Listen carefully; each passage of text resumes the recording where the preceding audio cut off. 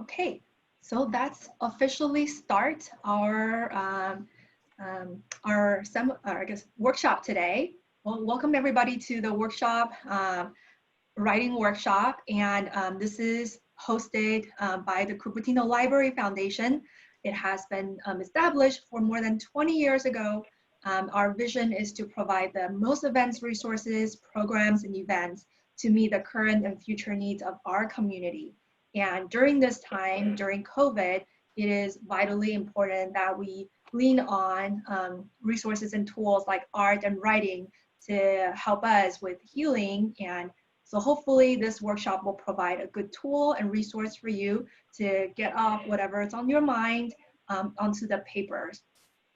And this program is a brand new program, and it's part of the arts and culture programs within Cupertino Library Foundation. We're trying to add more activities and events to this sector. So let us know if this is helpful to you, and if you would like to see more other programming, then we will definitely try to provide more programs for you as well. Okay, and we go to the next slide. Thank you. The workshop goals, this is a collaborative and interactive event. So we wanted to hear from you, and we wanted to hear from you either via chat or any questions. And Ria and Ankita has built in exercises so that there are going to be opportunities for you to also do a little bit of work when you have a moment. So if you have pen and pencil and paper, or if you have your computer handy, you wanted to write down your thoughts on Word or Google Doc, that works perfectly as well. And I'm just going to say a couple more things about the workshop. So again, this is a 4-session workshop. This is the first session. We're working on finding your narrative. And then there's going to be one, the second one is going to be on writing a personal statement. And that's perfect, you know, whether you're someone who had a lot of life experiences, you wanted to write your memoir or start on that process, or if you are a high school student who was thinking about personal statements on your horizon, these are all perfect for you. The third session is going to be about writing and rewriting. And as you know, a large portion of writing is about reviewing and rewriting. And so Rihanna Kita will be providing with you concrete plans and tips on how to examine your work and make it better. And lastly, the workshop, the very final workshop is going to focus on how to share your work and publishing your work. And so I'm going to talk a little bit about Ria and Ankita and the great background they have and the qualification they have about sharing that tidbits with you. So Ria is a student at Monte Vista High School, and Ankita is a student at UC Berkeley studying biology and creative writing, and they both are published authors of 2 fiction books and then one they wrote together. And Ankita, in addition to the fiction books that she wrote, has also had various writings published in literary magazines, and she's working on a novel at the moment. So without further ado, I wanted to turn this over to Ria and Ankita and start the workshop. Yeah, it was Toni Morrison who said if there's a book that you want to read but it hasn't been written yet, you must write it. So I'd love for everyone to briefly introduce themselves in the chat. Just send your name, maybe what you're working on, what you're hoping to learn. And as Carrie mentioned, we would love for you to have anything to write with. It can be the notes up on your phone, it can be pencil and paper, anything. So we're going to have some exercises throughout so you can kind of put some of these ideas into practice. Yeah, so today we're going to be specifically focusing on learning about the narrative voice. So what do we mean by narrative voice? So specifically, that's the voice that'll tell a story. So both of us are going to read through 2 examples of very different narrative voices. I still act sometimes like I was only about 12. Everybody says that, especially my father. It's partly true too, but it isn't all true. People always think something's all true. I don't give a damn, except that I get bored sometimes when people tell me to act my age. Sometimes I act a lot older than I am. I really do. But people never notice it. People never notice anything. And the second sample is here. Quite often during the past several years, I have felt myself a sleepwalker, moving through the world unconscious of the moment's high issues, oblivious to its data, alert only to the stuff of bad dreams, the sullen lurkers in the doorways, the lost children, all the ignorant armies jostling in the night. Okay, so the first example that I read comes from Catcher in the Rye, which is fiction, and the narrative voice is meant to be that of a sardonic teenager. And the second sample, which I read, is from Joan Didion's The White Album, which is basically a collection of nonfiction personal essays, journalistic pieces. So the narrative voice is Didion's own voice, and you can tell that it sounds kind of different from Holden's voice. Yeah, so in the chat, if you'd like, go ahead and send some of the differences that you guys see between these two samples. Specifically, some of the things that we noticed. So in The Catcher in the Rye, the phrase is, but people never notice it. People never notice anything, has a kind of petulant tone. And along with the narrator talking about, him acting like a 12-year-old, I still act sometimes like I was only about 12.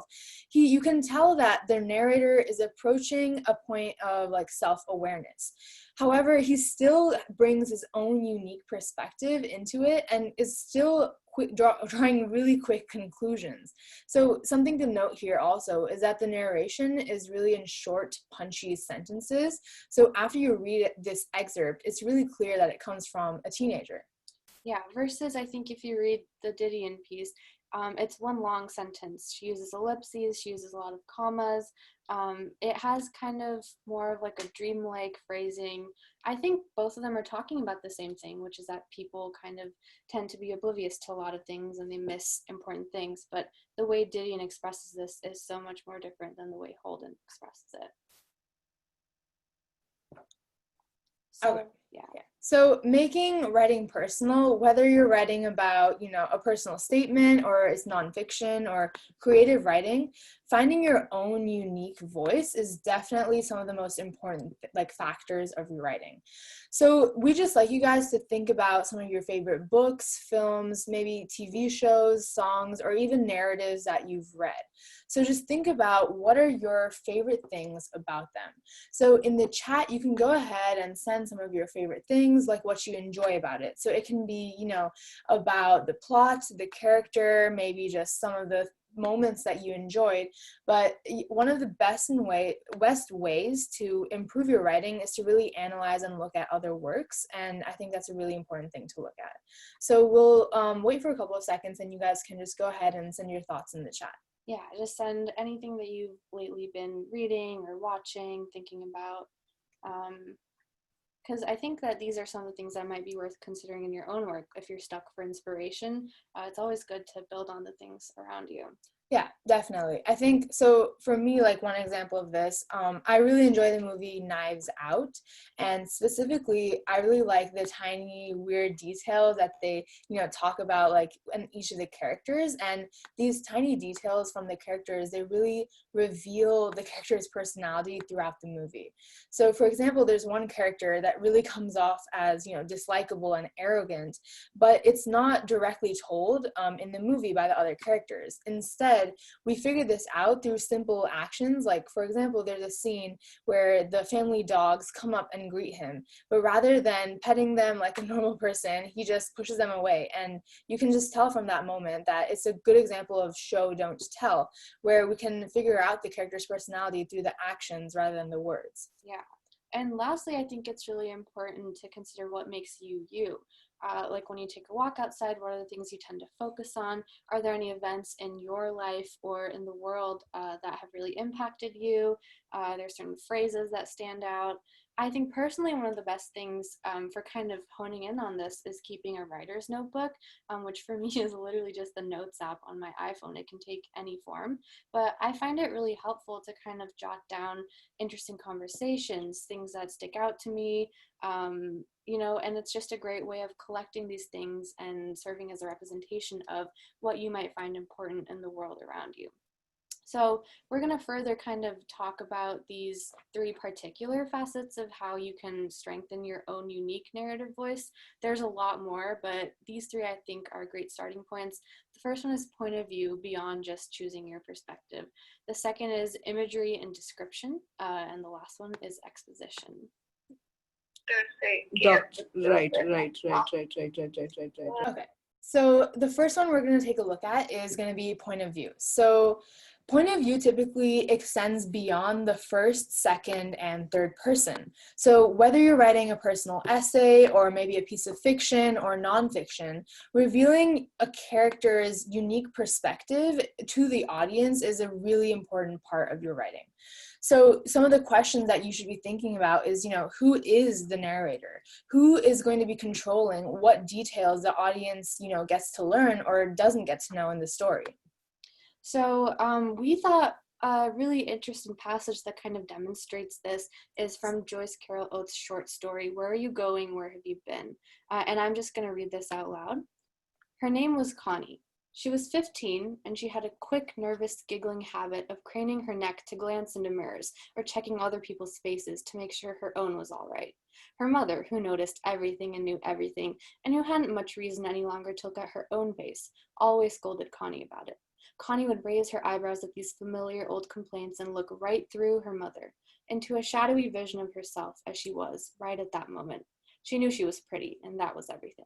Her mother had been pretty once too, if you could believe those old snapshots in the album. But now her looks were gone, and that was why she was always after Connie. So what are some things that kind of stick out to you as making this really particular through Connie's eyes and not through her mother's eyes?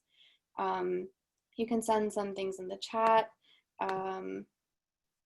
And personally, I think we kind of thought that there's a sentence in there which is her mother had been pretty once too, if you could believe those old albums, which is kind of like flippant, and you can tell it's still in Connie's voice. She kind of looks down on her mother, and she doesn't understand why her mother might begrudge her. So Yeah, so, we're just going to take a couple of minutes right here, and you can go ahead, and one exercise we're going to give you guys is to write about Connie from the perspective of her mother. So so just take a couple of minutes right here to work on this, and we'll wait for you. So we'll give you about like 3-ish minutes. And I'm just looking at the chat, and Michael says teenagers always want to look good, which is definitely, I think, something that sticks out from this passage. So when you try this exercise, you can make any assumptions, maybe about how Connie's mother sees Connie herself. So we'll set a timer for 3 minutes, and then we'll reconvene. Awesome.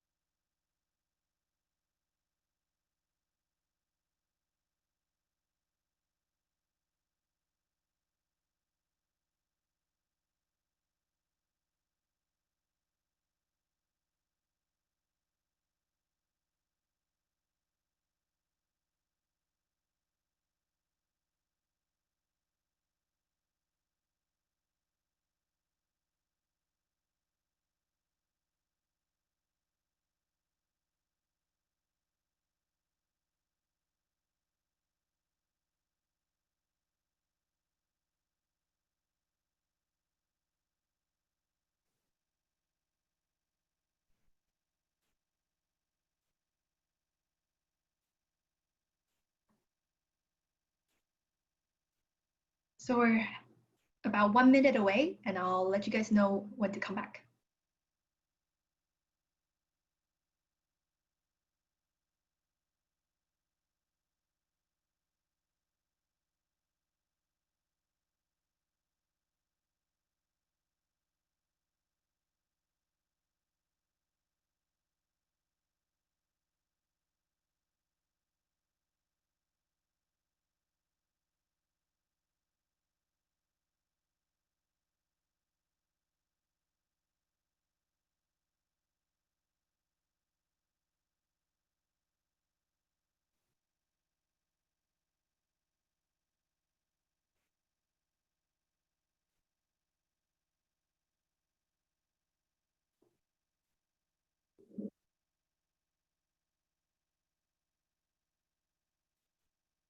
Okay, everybody, time to come back.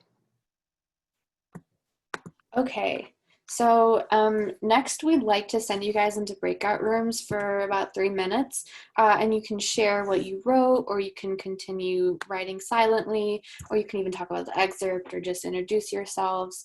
And I think Carrie's going to set up the breakout rooms. Yes. Yeah, so just feel free, you can work on it or, discuss with others about your thoughts on the excerpt. Okay, and then I'm gonna start, and you should get an invitation into the breakout rooms.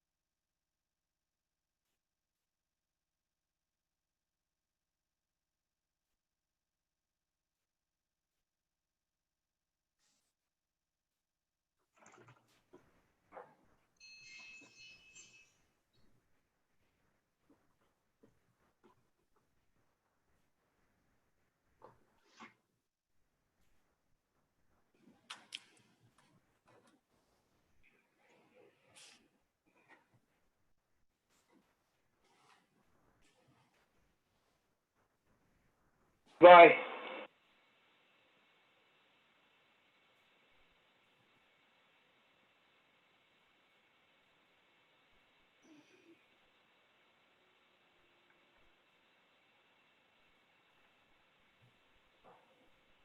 We're just waiting for a few more people to come back, and then we'll move on to the next slide.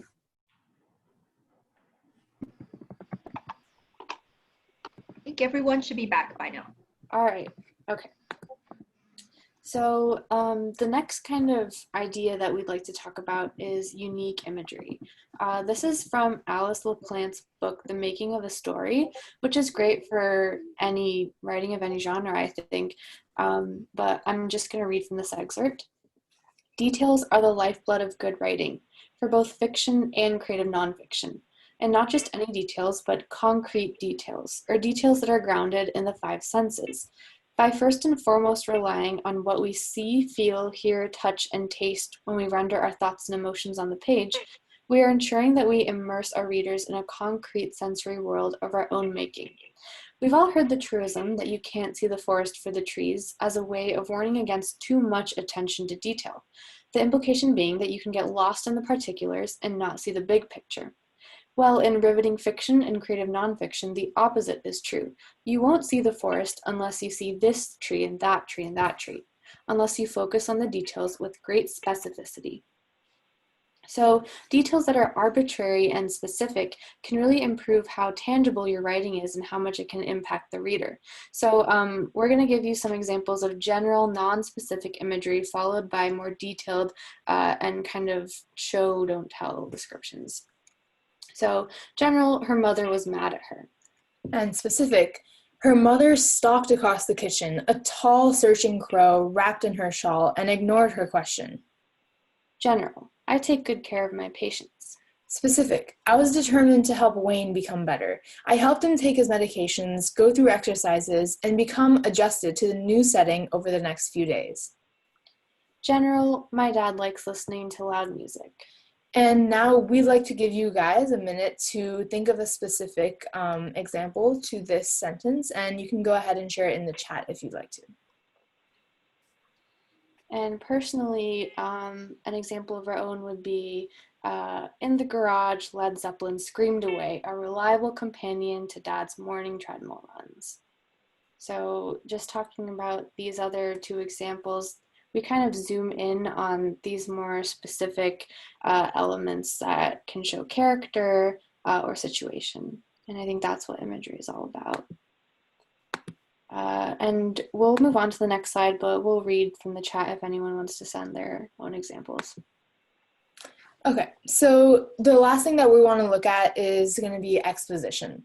So exposition is definitely one of the important ways to make your narrative voice unique. So I'm going to read an excerpt from Refresh, Refresh, a short story from Benjamin Percy. Okay. This was in Crow, Oregon, a high desert town in the foothills of the Cascade Mountains. In Crow, we have 1,500 people, a Dairy Queen, a BP gas station, a Food for Less, a meatpacking plant, a bright green football field irrigated by canal water, and your standard assortment of taverns and churches. Nothing distinguishes us from Bend or Redmond or Lapine or any of the other nowhere towns off Route 97, except for this. We are home to the 2nd Battalion, 34th Marines. Oh, I think in the chat some people have sent their examples, so I'm going to read out some of them. Legs stretched out on the green couch, head bobbing, my dad was listening to his usual loud music. In the living room, metal music screams. That's the usual every morning for my dad. The sound of AC/DC shred the tranquility of the morning, of which I wish to sleep in. And my dad loves listening to rock music. He always puts his headphones on in the morning, and sometimes on a speaker, and it's always very loud, and the neighbors can hear it too. That's great. These are great examples of specific detail. So we'd like to give you another chance to write some things down. So write a few sentences describing your hometown, or really any town, by selecting a few specific details. maybe you zoom in on the street your house is on, or where your school is, or the cars, shops, people, and you're aiming to kind of create a character in the same way that you created the character in the previous exercise and in this example. Yeah, so just feel free to read back on this example of exposition, and I think it's a great example of kind of laying out the situation, and there's many small details in there. So yeah, we'll give you guys a little bit of time, and you can go ahead and try to answer this.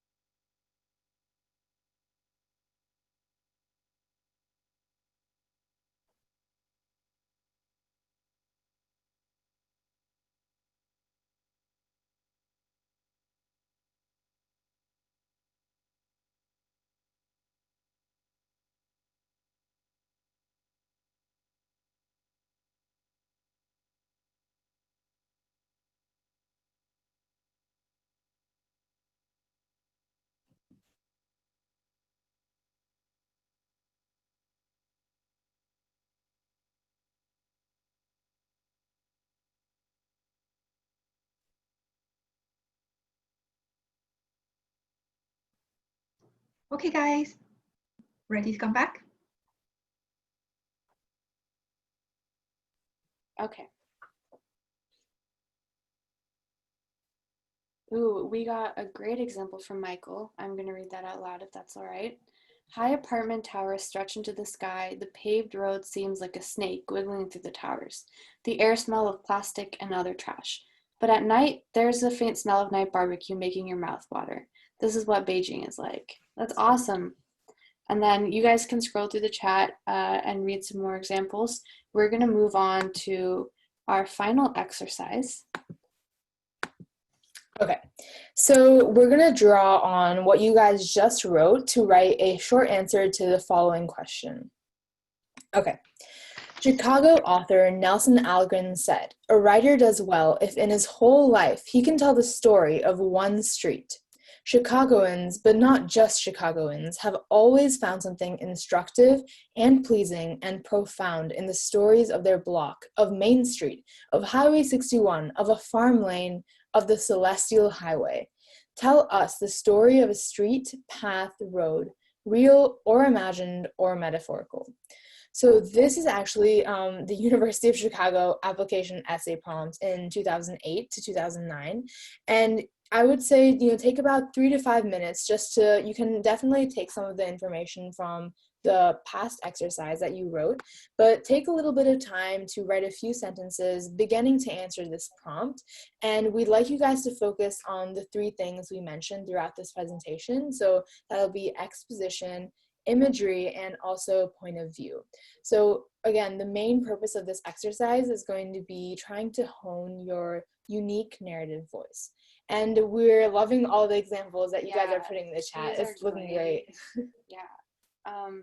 So yeah, take some time to answer this and definitely build on your previous answers. For sure. And definitely feel free to share in the chat, and we will definitely look through these. For sure.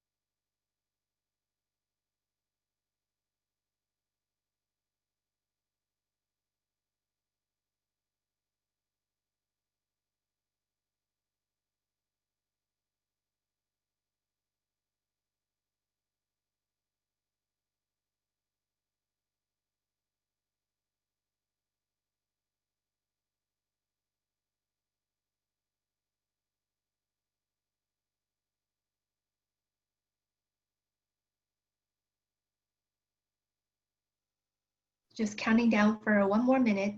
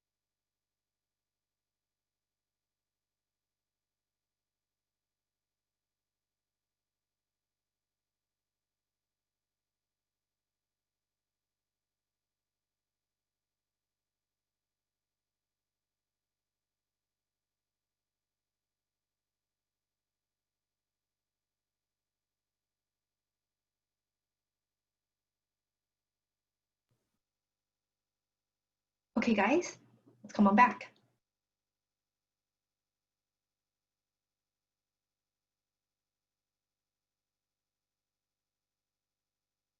Okay, so we would love to read a few of these that have been sent in the chat. Okay, let me read. Okay, Mahathi's. Let me read Mahathi's. Okay. With the grass taking a bath in the dew, the maple trees standing like royalty, the sun's rays like a warm heater, and the birds chirping like their lives depend on it. This is how I woke up in a fairly large bedroom on a busy street in Cupertino, California, with a window overlooking the newly cemented black roads and the everlasting line of cars. And then Anshika wrote, outside the quiet apartment, the various floor crowd the straight cement walkway, blooming into flowers and small berries.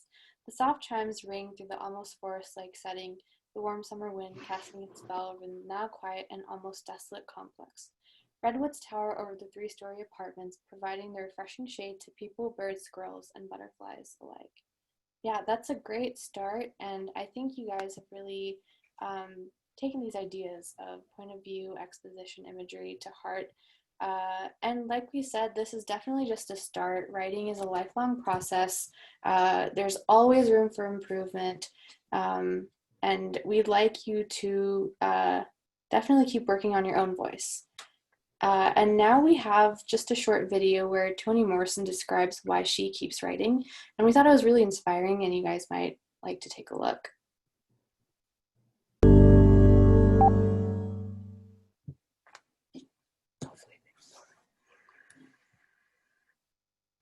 I know how to write forever.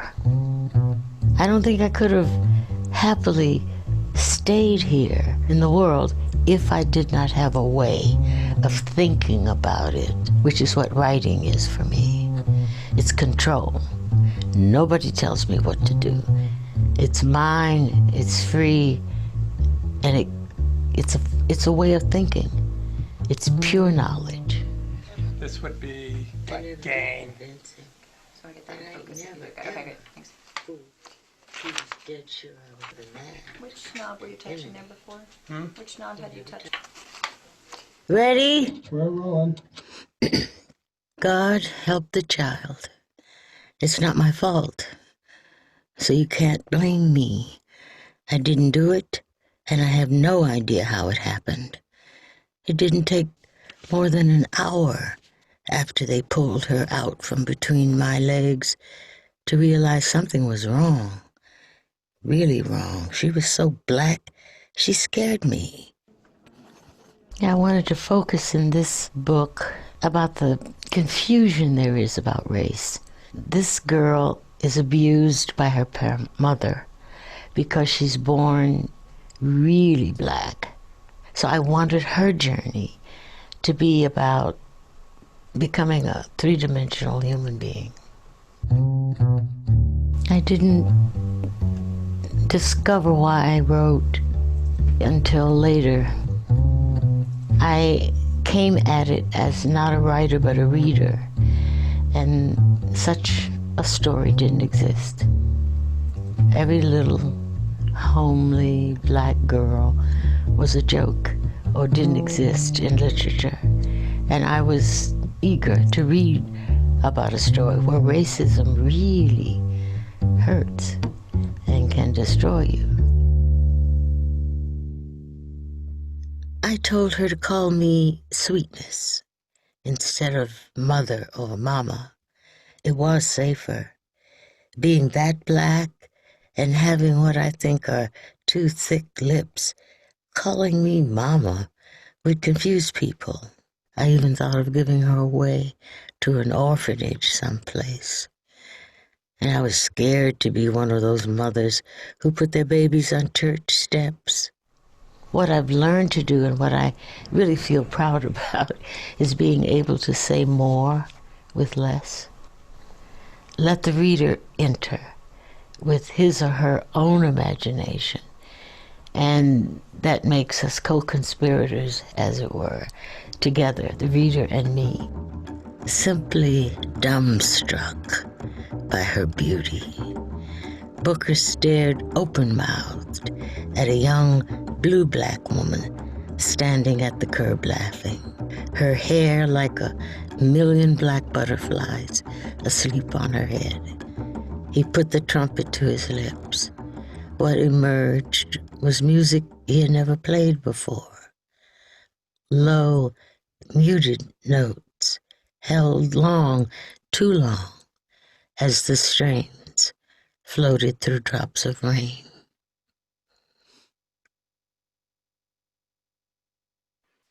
So, yeah, we hope you kind of enjoyed that. I thought that was an incredible video, and I loved how much she kind of spoke about why she writes. And I think that writing is an essential part of understanding the world, of expressing your own views towards what's happening around you, and discussing some of the topics that you feel are the most important. So we hope some of the tools that we talked about inspire you to keep doing that and keep looking for something new. Yeah, so, in essence, I think some of the things that we covered, they really sum up to the fact that narrative voice is unique to each and every author. Whether you're writing a personal essay or fiction or, a work of nonfiction, you will have a unique perspective on the world, like that's just unique to you. And it's really important to try and incorporate this into all your different types of works. And these are just some elements that can help you do that. Point of view, imagery, exposition. Hopefully these are a good starting point to help you develop your own voice. Next workshop is going to be in 2 weeks. We're going to focus on the personal statement. The one after that will be about revision, which is a very, very difficult topic. And then the last one will be about where you can take your writing next, publishing-wise. Yeah, and if any of you guys would like us to read any writing samples or give feedback, feel free to send it in at writingworkshop@cupertinolibraryfoundation.org, and we'd be happy to take a look at that. And also let us know if you'd want us to include anything in workshop 3, the revision workshop. We'd love to kind of work with your piece in that workshop. I think that would be a really fun thing to do. Yeah, thank you so much everyone for coming. And Yeah. does anyone have any questions? Feel free to put it in the chat. And yeah. Do you think we'll maybe open it up to see if anyone wants to ask any questions using audio and video? Yeah, sure. Now would be a good time if you guys Yeah, want let to me do that. share my screen and then we can do that. Yeah.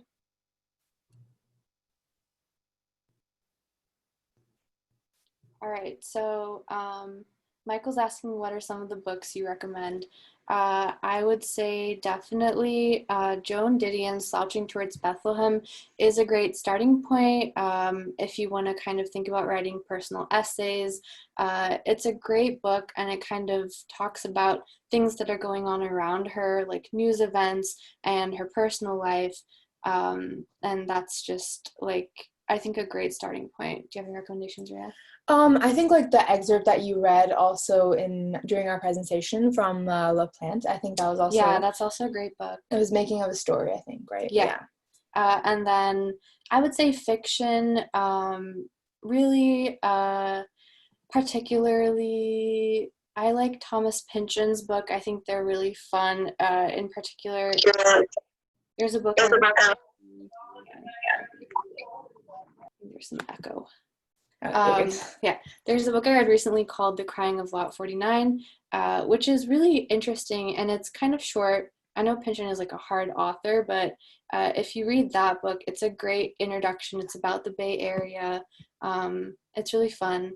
And then mentor book. You were talking about, Rhea has a book about writing the personal statement, which is... Yeah, definitely. So I think next workshop, actually, we might provide you guys with a list of some books that were really helpful to us and, something that we sometimes look back on for any advice and tips. Yeah.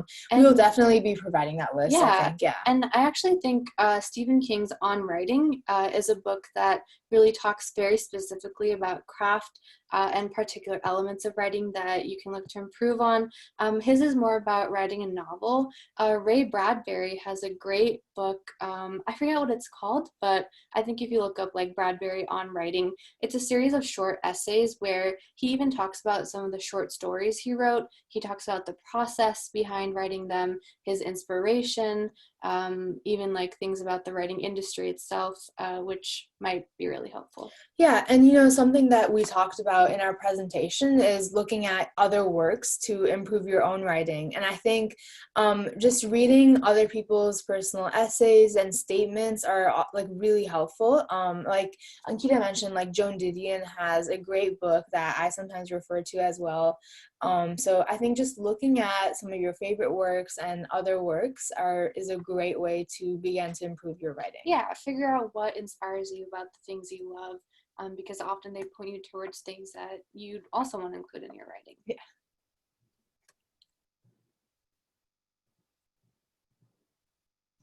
Cool. I saw a few questions, so I'm just gonna maybe address.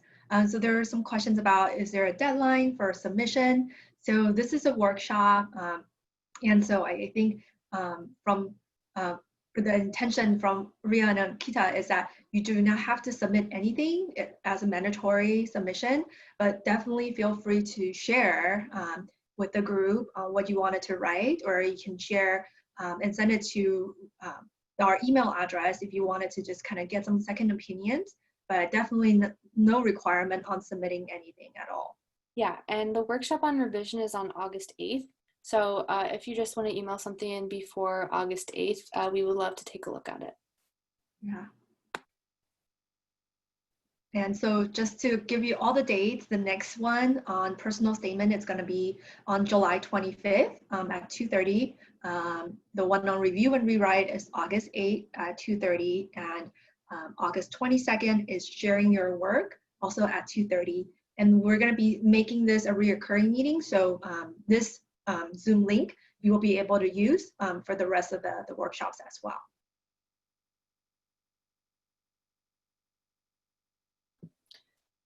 Yeah, and we also wanted to mention that there's no requirement to be at any of the workshops. You can attend like any one of them. Yeah, we'll put the dates in the chat. Yeah.